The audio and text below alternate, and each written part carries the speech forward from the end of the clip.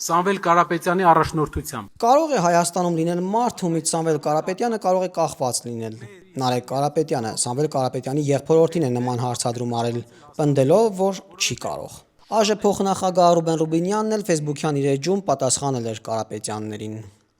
Պատասխանում եմ. այո, իհարկե կարող է լինել նման մարդ եւ ոչ միայն Հայաստանում, այլ նաեւ մյուս երկրներում, որոնց քաղաքացի է Կարապետյանը, Կիպրոսում էլ, Ռուսաստանում էլ։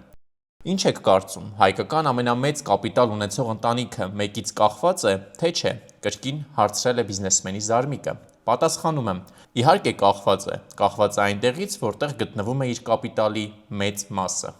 Նարեկ Կարապետյանն այս հարցը տալուց առաջ լավ կաներ հիշեր 2020 թվականը, երբ Ղարաբաղյան երկրորդ պատերազմի ողջ ընթացքում այս օրերին շաբաթը մեկ անգամ կալանավայրից հայտարարություններ անող Սամվել Կարապետյանը լռությունը խախտեց ընդամենը մեկ անգամ, այն էլ կողմերին զսպվածության կոչ անելով ու Ռուսաստանում ապրող հայերին ու ադրբեջանցիներին հաշտեցնելով։ Այս օրերին Լեռնային Ղարաբաղում տեղի ունեցող իրադարձությունները մեծ մտահոգություն են առաջացնում։ Հայ ձեռներեցների ասոցիացիայի անունից կոչ ենք անում կողմերին վերադառնալ բանակցությունների սեղան ու նոր զոհերից, այդ թվում խաղաղ բնակչության շրջանում խուսափելու համար, հակամարտությունը խաղաղ ճանապարհով լուծելու տարբերակներ գտնել։ Սամվել Կարապետյանը դիմել էր Ռուսաստանի հայկական ու ադրբեջանական սփյուռքի ներկայացուցիչներին։ Նա կոչ էր արել փոխադարձ հարգանք դրսևորել ու դադարեցնել սադրանքները, որոնք կարող էին հանգեցնել Ռուսաստանի ներսում հակամարտության էսկալացիային։ Ակնհայտորեն ներռուսաստանյան կայունության տարդելացելով այսպիսի Միսկի խմբի կամ ՀԱՊԿ-ի հայտարարությունները հիշեցնող հայտարարությամբ է միայն աչքի ընկել Տաշիր ընկերությունների սեփականատերը։ Այս հայտարարությունը արվել է սեպտեմբերի 29-ին, երբ հայտարարվում էր շուրջ 100-ից ավելի զոհերի մասին։ Պատերազմի ողջ ընթացքում Սամվել Կարապետյանը շարունակեց լուռ մնալ։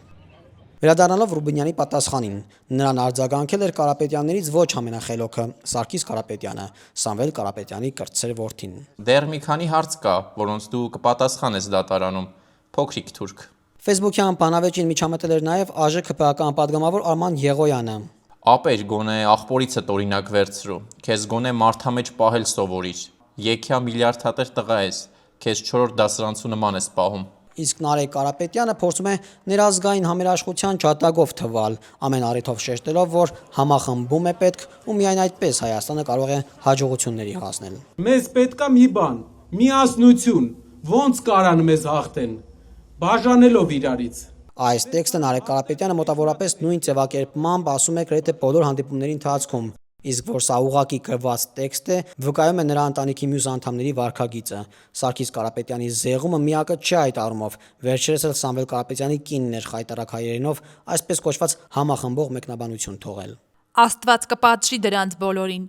փոքրիկ խմբակին։ Նկատենք, որ այս մարդիկ փոքրիկ խմբակ են անվանում այն թիմին, որը վերջին ընտրությունների ժամանակ ստացել է քաղաքացիների քվեների մեծամասնությունը,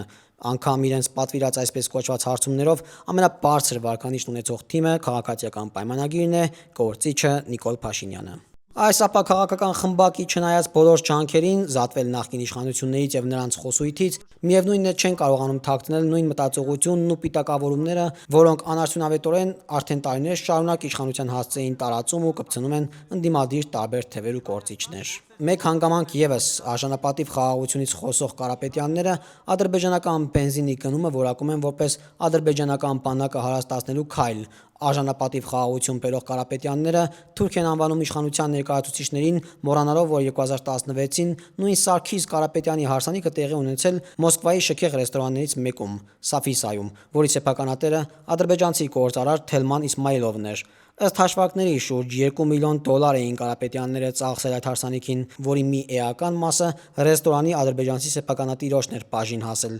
Հայրենասեր Կարապետյանները իրենց բիզնեսների ու խնջույքների անցկացման ժամանակ ազգությանը չեն նայում։ Հայաստանի Հանրապետության ու նրա շահի ժամանակ արդեն յուրօրինակ արժանապատվության զգացում է արտանում նրանց մեջ։ Եզրափակելով, կարող է արդյոք պատերազմի ընթացքում ձայնը կտրած հայերին ու ադրբեջանցիներին ԵԱԿ Միսկի խմբի դերը ստանձնած ու կողմերին զսպվածության կոչ եղած մարդը անկախ լինել։ Իհարկե ոչ։ Եվ բանն այն է, որ Սամվել Կարապետյանը ոչ միայն կամ ոչ թե Հայաստանում է ինչ-որ մեկից կախված, այլ Ռուսաստանից, երրորդ երկրից ու նրա շահերից։ Հավանիր տեսանյութը եւ բաժանորդագրվիր նորությունները բաց չթողնելու համար։